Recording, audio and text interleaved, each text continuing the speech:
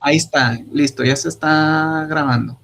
Bueno, pues nuevamente buenos días a todas y a todos.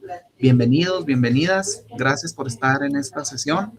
La Universidad Autónoma de Chihuahua, a través de la Facultad de Ingeniería, se viste de gana para dar inicio a este ciclo de conferencias de la Red Nacional de Posgrados del Agua. Este es un esfuerzo que realiza la Universidad Autónoma de Chihuahua para contactar a los alumnos con investigadores de diferentes partes del mundo. En esta ocasión tenemos el enorme privilegio de contar con el maestro Mauricio Eduardo Flores. Me voy a permitir leer un poquito de su biografía. Mauricio Eduardo Flores es un hidrólogo en la sección de Ciencias de la Tierra de la División de Ciencias Espaciales del Instituto de Investigación del Suroeste en San Antonio, Texas, donde trabaja en proyectos centrados en las interacciones entre aguas superficiales y subterráneas, la hidroquímica y la modelación numérica, especialmente sobre entornos kársticos y semiáridos o áridos. Nacido en San Antonio, Texas, obtuvo su licenciatura en Ciencias Ambientales con especialización en Geología en la Universidad de Texas en Austin y su maestría en Ingeniería Civil en la Universidad de Texas en San Antonio. Sin más, le cedemos la palabra a nuestro ponente. Bienvenido, maestro. Gracias por estar aquí. Muchas gracias por la invitación. Ok, entonces mi presentación se titula Aplicación de la hidrogeoquímica para la caracterización de los recursos hídricos en regiones áridas. Entonces, a ver, que siga.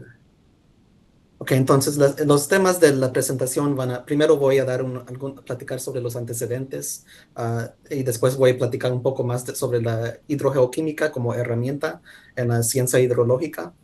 Y después voy a hablar un poco sobre los manantiales del Transpecos y también de la región Amistad para enseñar cómo hemos usado la hidrogeoquímica para mejorar el entendimiento sobre esos recursos hídricos. Y después terminar con platicar sobre cuál es el trabajo futuro, las ideas para seguir el trabajo. Entonces, estos son problemas que tenemos mucho en común Texas y Chihuahua y muchas regiones semiáridas y áridas en el mundo. El aumento de la demanda de agua y la limitación de los suministros plantean graves desafíos para el desarrollo sostenible en muchas partes del mundo, como el oeste de Texas, Chihuahua, California, etc. Por ejemplo, aquí hay en el US Drought Monitor, el monitor de las sequías de Estados Unidos, han escrito que 12 de las 15 ciudades de más rápido crecimiento en los Estados Unidos se encuentran en regiones semiáridas o áridas del oeste del país, principalmente en Texas y el suroeste. Entonces aquí tenemos la imagen, por ejemplo, enseñando lo más rojo, la más fuerte la sequía. Entonces Texas como una región con graves problemas de sequía. Y también en este artículo de Richter et al. 2025, escribieron el volumen de almacenamiento de aguas subterráneas en muchos acuíferos de la cuenca del río Bravo, Río Grande, disminuyó sustancialmente entre 2002 y 2024. Y aquí tienen la mapa de cuánto se ha disminuido los niveles de agua en la cuenca en general desde el 2002. Entonces, lo más rojo es donde ha habido más disminuimiento de los niveles de agua. Entonces, es un problema muy importante que debemos resolver. Entonces, uno de los temas más importantes cuando estudiamos estas regiones son las relaciones entre la recarga y descarga de acuíferos. Por ejemplo, cuando estamos pensando en una gestión eficaz, necesitamos conocer bien las relaciones entre la agua superficial y el agua subterránea. Entonces, muchas veces estos puntos de conexión se manifiestan en los manantiales y también otros puntos de descarga que contribuyen al caudal de los ríos. Y es importante entender esas relaciones para entender, si tenemos un desarrollo de una ciudad o de una planta aquí, así vamos a afectar el flujo que sale en este otro lugar, por ejemplo. Entonces, voy a platicar un poco sobre las diferentes regiones que nosotros nos enfocamos, como en el instituto en donde yo trabajo, principalmente en el oeste de Texas y también en parte un poco del norte del México. Y aquí tengo, por ejemplo, las cuencas que contribuyen, que son las tributarias al río Bravo, Río Grande. Tenemos el río Pecos, el río Devils o el río Diablo, el río Grande, el principal. Tenemos los arroyos El Caballo, la Zora, las Vacas, etcétera.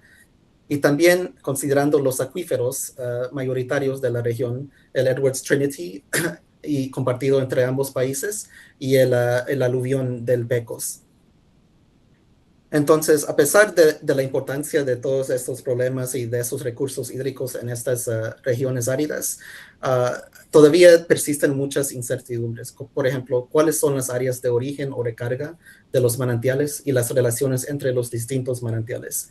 ¿Cómo interactúan las aguas superficiales y las subterráneas? Como dije más temprano, ¿qué grado de conexión tienen los acuíferos transfronterizos, o sea, los acuíferos que comparten los Estados Unidos y México? ¿Y cómo afectarán el cambio climático y los cambios en el uso del suelo a áreas específicas? Porque estas son preguntas muy importantes para entender mejor, prepararnos mejor. Entonces, una de las herramientas que podemos usar es la hidrogeoquímica. Y la aplicación de un marco geoquímico nos ayuda, consiste en varios métodos que nos ayuda a detectar diferencias sutiles en los regímenes y las trayectorias de flujo, que no estas relaciones que no resultan tan fácilmente discernibles cuando usamos solamente los niveles de agua o usamos trazadores de trazadores colorantes, por ejemplo, el fluorescein, etcétera. Entonces, la hidrogeoquímica puede darnos más información sobre de dónde viene esta agua, con cuáles aguas interactúa, de cuáles acuíferos, etcétera. Entonces, cuando estamos planeando un proyecto que se enfoca en usar la hidrogeoquímica como herramienta, tenemos que considerar estas partes integrales. Por ejemplo, la recopilación y la interpretación de los datos geoquímicos, el uso conjunto de de una amplia variedad de los datos geoquímicos, o sea, vamos a ver los iones principales, los metales, los isótopos, etcétera, para tener una perfil comprensiva sobre las aguas que estudiamos. Tenemos que tener una extensa cobertura espacial sobre el área de estudio, así no tenemos no demasiados sitios en un solo lugar, etcétera, para tener un amplio entendimiento del área. Y el establecimiento de series temporales de datos mediante múltiples recopilaciones de datos geoquímicos. O sea, vas varias veces a medir los mismos sitios, investigar los mismos sitios para asegurarte de que lo que estamos viendo de tiempo a tiempo es consistente para entender cómo cambia, si es que hay cambios. Entonces, los diferentes parámetros que investigamos cuando hacemos estos estudios consisten en, primero, los parámetros de campo. Estos proveen información general sobre el estado del sistema hídrico y son los parámetros que ustedes ya conocen muy bien: temperatura, el pH, la conductividad específica y el oxígeno disuelto. El pH nos deja entender que es uno de los parámetros más importantes. El oxígeno disuelto es muy importante, especialmente de la vista ecológica. Dependiendo del oxígeno disuelto, esto determina qué tipo de especies puede sobrevivir en esas aguas superficiales o también incluso en algunas subterráneas cuando son regiones kársticas. Y también hay los iones principales que nos dan un perfil general sobre la composición de las aguas que estamos estudiando y nos permiten evaluar cómo evoluyen las aguas de un punto hasta otro punto. Y también los isótopos. Y los isótopos, para los que no han estudiado mucho la química, es simplemente tenemos un mismo elemento, pero con diferentes números de neutrones. Entonces aquí, por ejemplo, algunos isótopos de hidrógeno son deuterio y tritio. Y estos isótopos, la manera de que son procesados en el ambiente, nos puede dar un poco más entendimiento sobre qué ha pasado en la historia de esta agua que has recopilado, coleccionado, de esta agua, etcétera, y hacer comparaciones.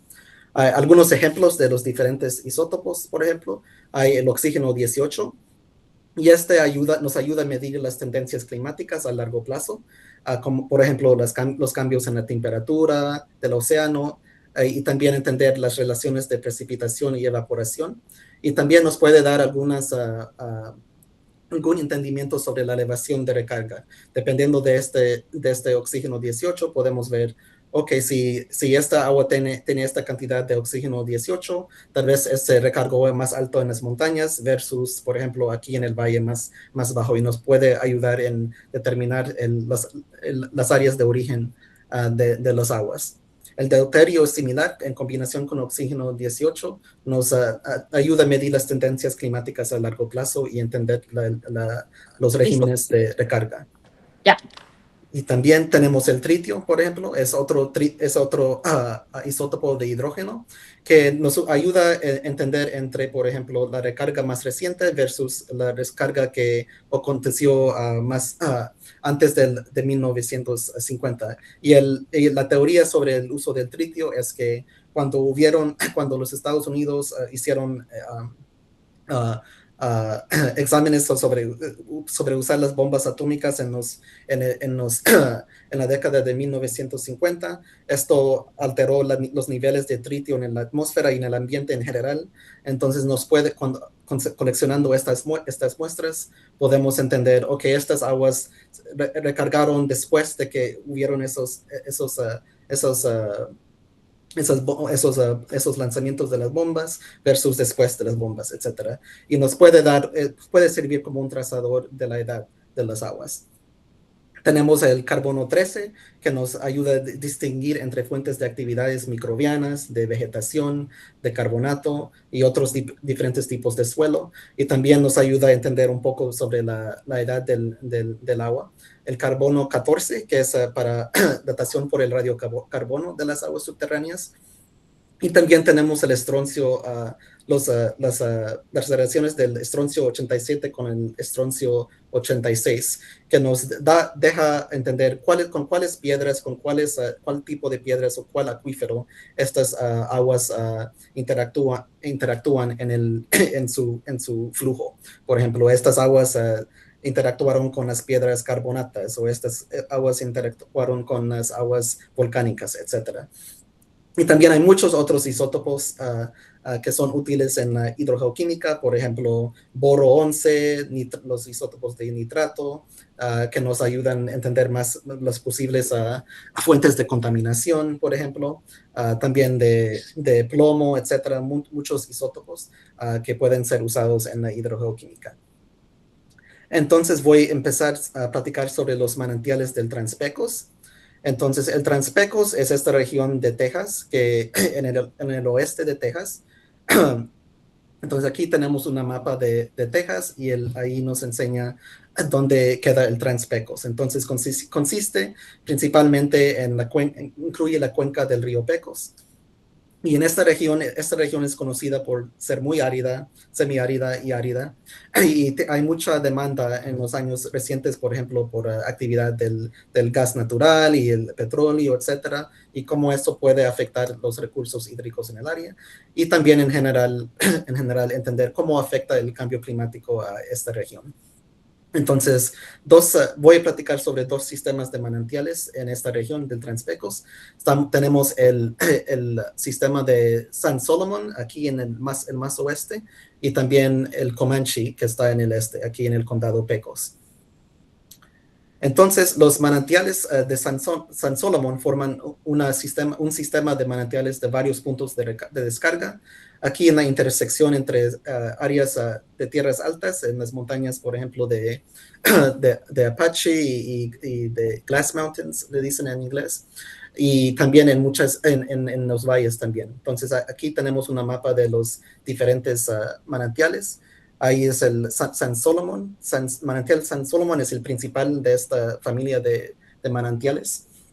Es el más, he leído que es según la piscina más grande que viene de origen de manantial. También tenemos el manantial Giffin, el manantial Phantom Lake, que proviene de una cueva de Zaragoza, y también los dos manantiales Sandía aquí. Entonces es un sistema diferente, con varios manantiales. En general, San Solomon, Giffin y Phantom Lake son artesianos, manantiales artesianos, y mientras Zaragoza y los Sandía tienen más influencia como manantiales de gravedad, o sea, menos, no tanto artesianos. Y también tenemos los manantiales en la familia Comanche. Comanche en el condado de Pecos, más al este, el Diamond Y, Carges y Eufrasia. Y estos manantiales son como se dice, un ejemplo de los problemas de las regiones áridas. Antes, el manantial Comanche era como el manantial San Solomon, consistía en una piscina grande que usaba la comunidad como lugar de recreación, etcétera, pero ya con la más actividad humana apenas existe, y ahora es niveles muy bajos. A veces incluso en esa foto donde vemos el agua ahorita, no hay agua en muchos casos. Entonces mucha gente, cuando está pensando en, no queremos que el manantial San Solomon o otros manantiales en Texas desaparezcan, están pensando en manantiales como Comanche, que están muy a riesgo. Y aquí, para el contexto, les tengo un mapa sobre los acuíferos principales de la región. Tenemos el Edwards Trinity, aquí en el área indicada por el área azul, y también el aluvión cenozoico del Pecos. Entonces aquí tenemos los manantiales de San Solomon, y aquí Comanche y los Diamond Y, etcétera, aquí. Estos son los acuíferos principales, pero también hay muchos acuíferos secundarios que también son importantes en esta región. Tenemos el complejo arrecifal de Capitán, tenemos el Rustler y el Docum, y también algunos acuíferos, unidades ígneas volcánicas aquí también, y incluso unos que se llaman los bolsones del oeste de Texas. Entonces es una región muy complicada geológicamente, y esta es la columna hidroestratigráfica donde podemos ver, por ejemplo, aquí tenemos el arrecife Capitán, el Rustler, Docum, el Edwards Trinity, que es uno de los principales, y aquí el aluvión, por ejemplo.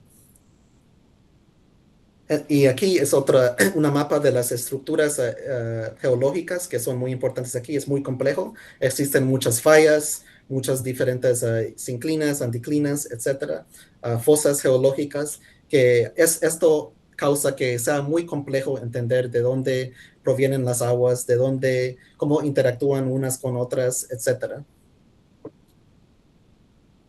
Entonces, yendo a la hidrogeoquímica, queremos usarla como para entender mejor cuáles son las relaciones entre las diferentes aguas, cómo interactúan, cuáles son sus rutas de flujo, etcétera.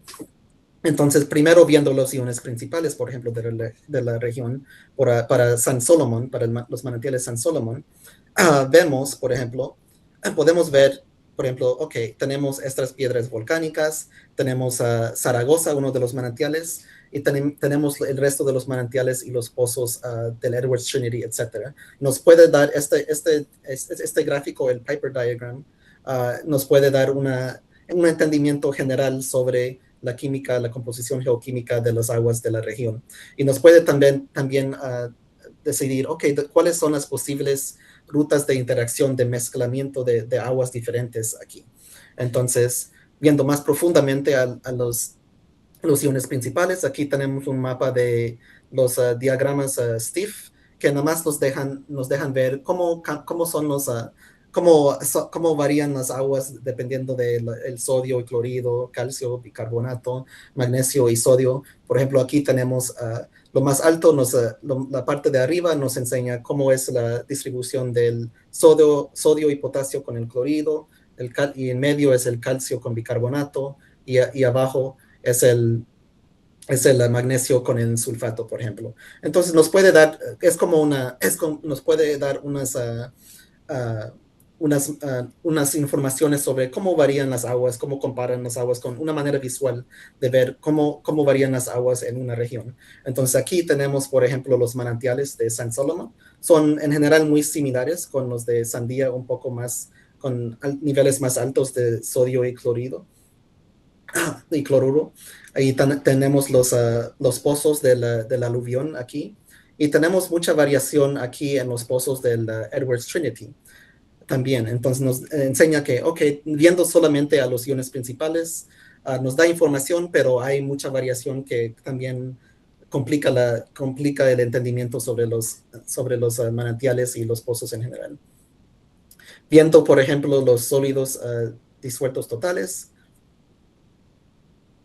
podemos ver, separándolos dependiendo de qué tipo de manantial son. Tenemos los manantiales artesianos de San Solomon, Giffen y Phantom Lake, y tenemos los manantiales de Sandía y también el manantial Zaragoza. En general, los manantiales de San Solomon, Phantom Lake y Giffen tienen un rango similar de los valores de los sólidos disueltos, mientras el manantial Zaragoza responde mucho más a los eventos de lluvia. Entonces hay mucha más variación, es más cerca a la superficie, es más afectada sobre los flujos superficiales también. Entonces, esta es una simple manera de ver cómo los sólidos disueltos nos pueden dar un poco de entendimiento, pero también podemos ver que en general hay muchas similaridades entre los diferentes manantiales. Entonces, eso solamente ver estos sólidos disueltos no nos dice mucho. Entonces es cuando usamos las estadísticas, por ejemplo, el análisis de componentes principales, o PCA, Principal Component Analysis en inglés. Y aquí nos podemos ver, lo que hace este análisis es, tenemos todos estos diferentes parámetros que hemos medido. Entonces es complicado entender, ok, ¿cuál de ellos es más importante? Entonces este método nos ayuda reducir las diferentes dimensiones o diferentes parámetros y agruparlos en diferentes para entender cómo son diferentes las diferentes aguas de maneras más directa. Por ejemplo, con reducir las diferentes dimensiones, podemos ver, por ejemplo, en este gráfico, es un poco difícil de entender aquí, pero lo que nos enseña es que los dos parámetros más importantes, los parámetros más importantes para entender las diferencias entre las diferentes aguas entre los manantiales y también los pozos de los diferentes acuíferos en esta región, son los iones principales y también el sílica y el nitrato, que constituyen el 68% y 15% de las diferencias entre los diferentes manantiales y pozos de agua. Y en general podemos categorizar los diferentes grupos así. Tenemos los sitios que son bajos en sólidos disueltos, pero altos en nitrato y sílica en este lugar aquí en el izquierdo de arriba. Y también tenemos aquí donde hay tan bajos en todos estos componentes, y etcétera. Y viendo más a eso, podemos entender un poco mejor. Ok, aquí tenemos, las diferentes agrupaciones entre los manantiales. De los manantiales artesianos, por ejemplo, aquí Giffen, Phantom Lake y San Solomon tienen un diferente agrupamiento en general que los manantiales Sandía y el Zaragoza. Y el Zaragoza otra vez enseña mucha más variación que los demás manantiales. También nos podemos ver, ok, hay muchos en eventos, después de eventos de lluvia, cómo se afectan la química de los manantiales. Y aquí vemos que los manantiales artesianos se convierten principalmente se bajan mucho en los sólidos disueltos, pero tienen niveles más altos en nitrato y sílica, mientras el sandía es diferente y se cambia en general alto en todos los diferentes componentes. Y también para dividir los diferentes pozos de los diferentes acuíferos, las diferencias principales son entre el complejo arrecifal del Capitán y pozos del Edwards. Ahí tenemos, en general, los pozos de Edwards tienen más variación que los del arrecife Capitán. Y ahora yendo a los isótopos, tenemos, por ejemplo, la relación entre deuterio y oxígeno 18, que otra vez para como estos isótopos nos pueden dar entendimiento sobre la precipitación, evaporación, las elevaciones de recarga y qué tan reciente fue la recarga. Y en esta región es entendido que en general la recarga local consiste en niveles del oxígeno 18 mayor que 7.5 negativo, y la recarga submoderna, o sea, más antigua, es es menos que negativo de 7.5. Entonces, esto nos ayuda a entender, por ejemplo, cómo comparan los diferentes manantiales y los pozos. Zaragoza, otra vez, es afectada más por la recarga local, la recarga reciente, mientras el manantial principal, San Solomon, y los otros manantiales artesianos, como Giffen y Phantom Lake, tienen más influencia de recarga submoderna, que aconteció antes de 100 años, por ejemplo. Los isótopos de carbono, en este caso estamos comparando el porcentaje del carbono moderno con el carbono 13. Nos puede dar un poco de entendimiento sobre la edad de las aguas y qué tanto interactúan las diferentes aguas o interactuaron las diferentes aguas con el suelo y con las rocas carbonatadas antes de que fueron coleccionadas. Entonces, en general, lo más bajo el porcentaje del carbono moderno y más alta el nivel de carbono 13, nos dice estas aguas son más antiguas, son las aguas que tienen rutas de flujo más largas comparadas con las demás. Entonces, aquí vemos más arriba tenemos Zaragoza, que otra vez es el manantial que es más influenciado por la superficie, por la lluvia, etcétera. O sea, es el agua más joven. Y tenemos el San Solomon y Phantom Lake y Giffen, en general son aguas más viejas, más antiguas que los demás. Y también podemos ver que cuando hay eventos de lluvia, por ejemplo, aquí en esta área, vemos que la química también, los niveles del carbono 13 también cambiaron, y podemos detectar, en estos eventos tuvieron más influencia los manantiales de las aguas meteóricas en vez de aguas subterráneas. Y los isótopos de estroncio, el estroncio de 87 sobre el estroncio 86, por ejemplo, nos puede dar información sobre cuáles acuíferos, cuáles piedras fueron las que con cuáles piedras interactuaron las aguas diferentes de los diferentes pozos, de los manantiales, etcétera. Y en general vemos que cada piedra en esta región tiene su signatura, su señal de estroncio, de isótopo de estroncio. Los niveles para el aluvión, por ejemplo, son muy bajas, mientras el Edwards Trinity es aquí en medio, y también tenemos el complejo arrecifal del Capitán, que tienen los niveles las asignaturas más altas del estroncio en esta región.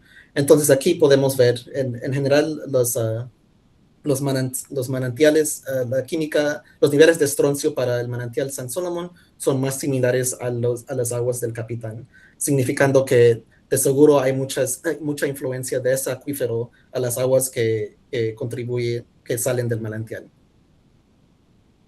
Entonces, en general, entendiendo la química regional del Transpecos aquí, con enfoque en los manantiales de San Solomon, tenemos, por ejemplo, aquí lo morado Estas son estas químicas enseñan que el complejo arrecifal Capitán y del Edwards Trinity y de los manantiales San Solomon son indicativas de mezcla a lo largo de una trayectoria de flujo hacia el suroeste, a lo largo de la falla Stokes que queda por aquí. Entonces aquí se ve, lo que ven aquí es la ruta de flujo que consiste en esta área morada del Piper Diagram. Y más viendo a estas aguas, viniendo de la Wild Horse Flat, que es donde provienen las aguas más saladas. Esto puede ser otra fuente de las aguas que salen en el manantial. Y también aquí vemos la química de los pozos del Cretácico y de los aluviones que tienen otra huella, digamos, de la química. Entonces, combinando todo eso, podemos ver, por ejemplo, pensar que, ok, aquí tenemos diferentes componentes de la área de recarga para, para los manantiales San Solomon. Aquí tenemos los manantiales, la ruta principal podría ser la mezcla entre el acuífero Capitán, arrecifal Capitán, con el Edwards Trinity, mezclada también con aguas que vienen del Wild Horse Flat aquí, y también los contribuciones de eventos de lluvia que contribuyen desde las montañas Davis ahí en el suroeste. Y que estas aguas en general se salen de los manantiales y van hacia el noreste, y ahí contribuyen al acuífero aluvión. Entonces, eso es como, en general, combinamos la hidrogeoquímica de los iones principales, y mientras los isótopos como el estroncio nos ayudó a entender, ok, interactúan más con los acuíferos Capitán y los Edwards Trinity. Entonces, por eso sabemos que para investigar más, podríamos enfocarnos en esta área de las montañas Apache, etcétera, para entender si eso es consistente con el tiempo. Yendo a los manantiales Comanche, tenemos lo mismo. Aquí tenemos los diferentes, otra vez viendo la hidrogeoquímica general, tenemos una ruta que consiste en los pozos del Edwards y del acuífero Edwards y también del acuífero Rustler. Aquí se enseña que están mezclando, y aquí en medio quedan los manantiales como Comanche ahí. Y viendo otra vez estudiando las estadísticas de los componentes, en general las diferencias son más fuertes cuando consideramos los iones principales y los isótopos de estroncio. Aquí tenemos más arriba los pozos del Rustler y los pozos del Edwards Trinity aquí abajo, y aquí en medio el manantial Comanche, y significa posiblemente que hay muchas mezcla entre los aguas del Rustler con el agua de Edwards Trinity en esta región. Y mientras los otros manantiales como Diamond Y y Eufrasia son muy distintos en general comparado con el resto. Y aquí viendo más profundamente al estroncio, los isótopos de estroncio, con el estroncio, tenemos otra vez la señal del Rustler, la señal del Edwards Trinity, y aquí en medio el Comanche, enseñando otra vez posible mezclatura entre las dos aguas de esos dos acuíferos. Y aquí viendo, por ejemplo, al sulfato con el cloruro, otra vez mucha mezclatura entre Rustler y el Edwards Trinity. Entonces, en general, la teoría ahorita basada en la hidrogeoquímica es que las aguas del Rustler se mezclan con las aguas del Edwards Trinity, y en inglés usan el término upwelling, no sé cómo se diría en español, encontré afloran, o sea, lo que acontece es que más abajo hay interacción entre el Rustler queda debajo del Edwards Trinity subterráneamente, y si estas aguas suben y interactúan con las aguas del Edwards Trinity, y eso causa la química que vemos en el manantial que sale del manantial Comanche. Y ahora la última parte, los manantiales de la región Amistad. Viendo en general, acabo de platicarles sobre los manantiales en esta región de Texas, en el oeste de Texas, el Trans-Pecos, y ahora nos enfocamos en la región Amistad, que es compartida por Estados Unidos y México. La región Amistad es nombrada así por la Presa Internacional de la Amistad, que fue construida en el 1979. Fue construida para el control de inundaciones, conservación del agua, etc. Y los recursos hídricos de la región son fundamentales, muy importantes, especialmente por las comunidades en el bajo valle del río Bravo. Entonces aquí tengo una foto del presupuesto de agua del lago Amistad. Tenemos el río Pecos proveniendo aquí, el río Devils o el río Diablo y los diferentes arroyos, y también el manantial Good Enough. Y todos estos números son en metros cúbicos por segundo. Entonces aquí vemos que el manantial a pesar de solo ser un manantial, es un componente muy importante del presupuesto de agua de esta región. Y aquí tenemos una foto, por ejemplo, de un mapa de los acuíferos transfronterizos que vemos en esta región, principalmente el Edwards también. Entonces, las preguntas sobre los manantiales en esta área son importantes porque en el caso del manantial Good Enough, antes de la construcción de la presa, fue el manantial tercer más grande de Texas, del estado de Texas, y contribuye al presupuesto de Amistad, y ahora queda sumergido debajo del lago Amistad. Entonces aquí tenemos en esta foto a la izquierda, es el manantial antes de que fue construida la presa. Y aquí en medio tenemos una foto de cómo está el lago ahora arriba del manantial, completamente debajo del agua, por ejemplo, 50 metros debajo del agua ahora. Y una pregunta sobre el manantial Good Enough es a dónde es el área de origen para poder proteger y proteger el flujo que sale de este manantial. Tenemos que entender de dónde proviene el agua.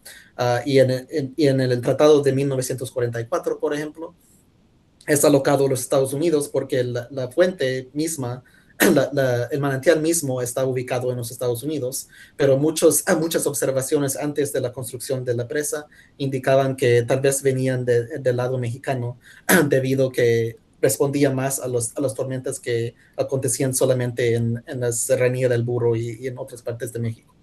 Y en el manantial San Felipe, aquí la foto a la derecha, es la principal fuente de agua para la ciudad de Del Río, Texas.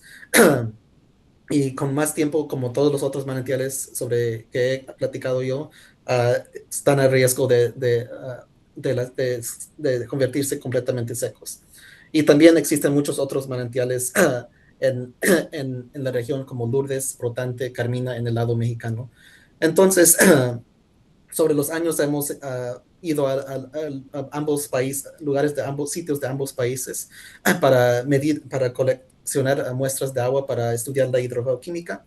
Entonces aquí tengo un mapa de los manantiales, que son las estrellas. Tenemos el Good Enough aquí, San Felipe aquí, varios en México aquí cerca del río Bravo, Cantú, y muchos más arriba en el río Devils y el río Pecos.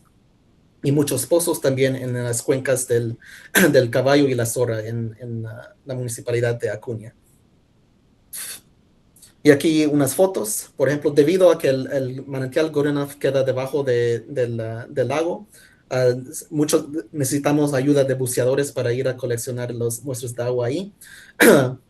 Y aquí pusimos una sonda para medir la química de algunos parámetros para el manantial. Y también aquí tenemos el manantial Maris del lado mexicano, el manantial Lourdes del lado mexicano, los manantiales San Felipe aquí, y también otros manantiales y pozos en la región de Amistad. Entonces, viendo otra vez las mismas herramientas similares, la mayoría de los manantiales y pozos tienen una composición de magnesio y bicarbonato de magnesio, incluyendo el manantial Good Enough. Y muchos de los manantiales en México, en el lado mexicano, como Lourdes, Brotante y Carmina, tienen una química mixta. O sea, hay una distinción ya con solo viendo esto aquí.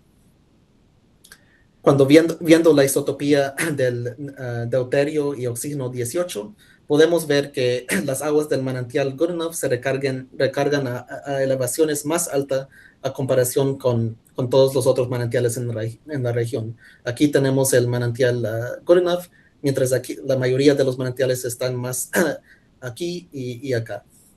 Los manantiales San Felipe y Maris son comparables aquí en el grupo del medio, indicando que se recargan elevaciones más intermediarias. Y los manantiales, la mayoría de los manantiales en el lado mexicano, como Lourdes, Carmina y Brotante, y también el manantial Cantú en el lado estadounidense, consisten en un grupo diferente también que indica que tienen más influencia local de las aguas que recargan localmente, por ejemplo, en la presa, en las cuencas más cercanas a esos manantiales, en vez de las montañas, por ejemplo, como Goodenough. Entonces aquí, por ejemplo, vemos los niveles de oxígeno 18 y deuterio en forma de mapa. Entonces aquí podemos ver es el valor para Goodenough es muy similar a los valores en México, y los otros manantiales aquí como San Felipe son más similares a los otros valores que vemos en general en la región. Y viendo otra vez los isótopos de carbono, vemos otra vez diferentes agrupamientos con Goodenough Maris y un manantial del Peco siendo los más antiguos, y los manantiales de San Felipe y Lourdes, Carmina y Brotante formando diferentes grupos. Y otra vez el estroncio. En general, aquí en esta región se entiende menos la influencia del estroncio, los niveles de estroncio de los diferentes acuíferos, porque ha sido menos estudiado que la región Transpecos, pero en general las aguas que provienen del manantial Goodenough y otros como Maris son características del Edwards Trinity, mientras la mayoría de los otros sitios son como una mezcla entre interacción con el Edwards, con los suelos más cerca a la superficie. Entonces, en combinación, basado en estos datos preliminares, los iones principales nos dicen que el área de origen para el manantial Goodenough de seguro consiste en mezclas de diferentes de aguas que son subyacentes de acuíferos subyacentes de las cuencas en ambos países, en los Estados Unidos y también en México, mientras los isótopos nos cuentan que de seguro hay una influencia principal o más grande de las elevaciones altas en el lado mexicano. Mientras para San Felipe, en general, las aguas son muy similares a las cuencas estas de San Felipe y del Devos, del río Diablo.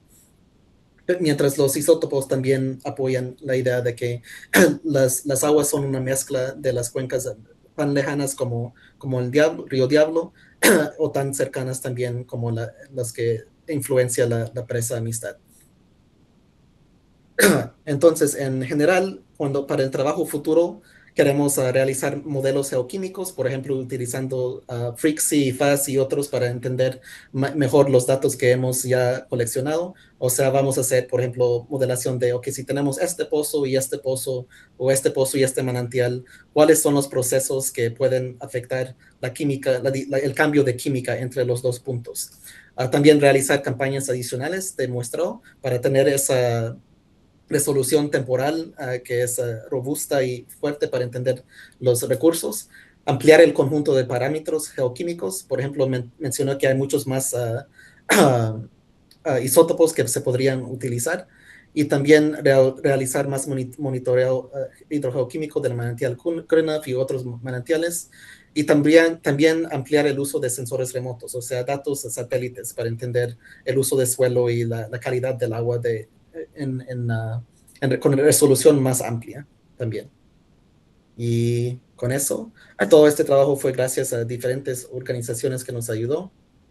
Y con eso estoy dispuesto a contestar preguntas. Gracias, doctor maestro Flores. Muy interesante realmente todo lo que nos ha comentado respecto a esta zona compartida que existe entre nuestros dos países, una zona de enorme interés, sobre todo para los que vivimos en esta zona. Nos quedan unos poquitos minutitos. Me gustaría abrir el micrófono para las personas que quieran hacer alguna pregunta, algún comentario. Si quieren, pueden abrir su micrófono o pueden escribir ahí en el chat, y yo puedo leer las preguntas. También a las personas que nos acompañan ahí en el Facebook Live, si quisieran hacer algún comentario, lo podrían hacer. Alguien que tenga alguna duda o alguna pregunta.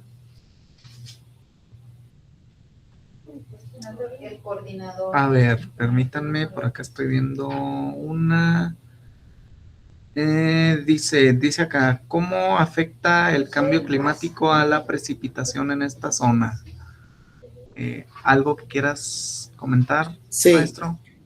sí, en general hemos visto que el cambio climático está causando sequías más fuertes, más frecuentes y más fuertes. Ah, pas- Otra vez yendo a esos mapas a ver, esos mapas de las regiones más afectadas. Por ejemplo, viendo a la cuenca del Río Bravo, mucho de este cambio en en las aguas, en los niveles de agua subterráneas son debido no solamente al uso de agua también, pero también a sequía más profunda, sequías más frecuentes y más fuertes. Entonces, en general, está causando menos precipitación en las áreas, en las áreas de la presentación, pero también en muchas áreas está causando un poco más, ¿cómo se dice? Más desorden entre los extremos, entre las inundaciones y las sequías, los dos extremos esos. Entonces, similar a lo que me imagino que ven en Chihuahua, en otros lugares áridos. Por acá hay otra pregunta en el chat. Dice, ¿se debería renegociar el tratado de 1944? No se considera el agua subterránea. Saludos.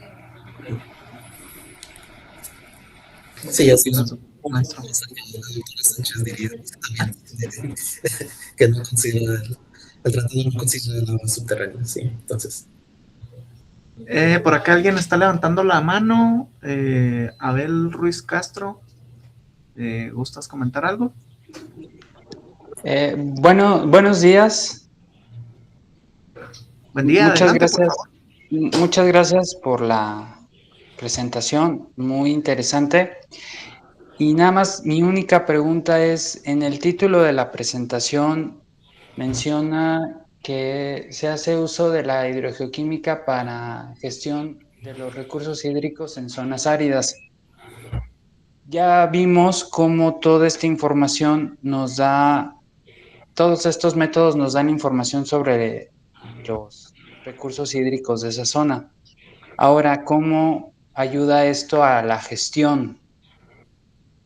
sí, entonces, en general, la hidrogeoquímica, en estos casos de la presentación, no se entiende, aún se necesita entender mucho más, pero no se entendía de dónde provienen si quieren, en estado de Texas, por ejemplo, muchas veces usan los manantiales como las referencias para entender cómo están los niveles de agua en el acuífero. O sea, si eres un distrito que tiene la responsabilidad para proteger el agua y gestionar el agua, la cantidad de agua, y eres la entidad que aprueba las diferentes, ¿cómo se dice? Las diferentes alocaciones del agua para los diferentes interesadas, usan esos niveles o el flujo de los manantiales o los niveles de agua en ciertos pozos para decidir, ok, podemos aprobar este proyecto, pero no etcétera. Este proyecto no podemos aprobarlo porque está en el área de origen de este manantial que es muy importante económicamente, etcétera. Entonces, en general, aquí usando esto, la hidrogeoquímica nos está ayudando a entender, ok, de dónde proviene el agua de este manantial o de este manantial, etcétera. Y así, con mejor delineación del área de origen, podemos ver, ok, si se necesita construir este tipo de edificio, vamos a aprobar este tipo de actividad, por ejemplo, actividad petrolera o actividad de centros de datos como para la inteligencia artificial y todo eso, tienen que entender, ok, si sacamos agua de este acuífero en esta región, va a afectar el manantial aquí, va a afectar estos pozos que están muy correlados, muy cercanos a este manantial. Entonces ayuda la hidrogeoquímica con definir las áreas que contribuyen a ciertos manantiales o pozos también. Y de ahí pueden tomar decisiones las entidades responsables sobre qué tipo de proyectos pueden aprobar o qué tipo y a dónde pueden aprobar eso, por ejemplo. Y también las cantidades de que cada permiso otorga. Por ejemplo, aquí ustedes pueden usar esta cantidad de agua basado en esto, porque si usan más, tal vez en combinación con todos estos otros proyectos, tal vez ya no existe manantial, tal vez estos pozos ya no van a ser útiles, y entonces ya no van a tener pozos esta población de esta región, y eso va a causar otros problemas caros, etcétera. Entonces, en general, es para ayudar a definir el área de origen, de contribución a los diferentes manantiales y pozos, y así poder tomar decisiones de gestión. Así es que ayuda la hidrogeoquímica. Y idealmente se combina con otros métodos como los tradicionales, como por ejemplo midiendo los niveles de agua, etcétera. Entonces, es en combinación con otros métodos. Gracias. Gracias por la pregunta. Bueno, pues se nos acabó el tiempo, se acaba el tiempo de esta sesión. Nuevamente me gustaría agradecerle al maestro Mauricio Flores por su presentación. Realmente ha sido muy interesante escuchar a un experto hablar de esta región compartida que existe entre México y Estados Unidos, que es interesante para los dos países por razones obvias. Ya estamos por finalizar, me queda pendiente ahí entregarle al maestro Mauricio un pequeño reconocimiento que le enviaré por correo. Maestro Flores, ¿algo más que quieras agregar antes de concluir? No, muchas gracias por la invitación. Perfecto, bueno, pues al contrario, gracias maestro, esperemos reunirnos en futuras ocasiones y con esto finalizamos esta sesión. A nombre de la Secretaría de Investigación y Posgrado de la Facultad de Ingeniería, me permito finalizar esta videollamada. Muchas gracias a todos y a todas, pásenla bien y hasta la próxima. Muchas gracias. Muchas gracias.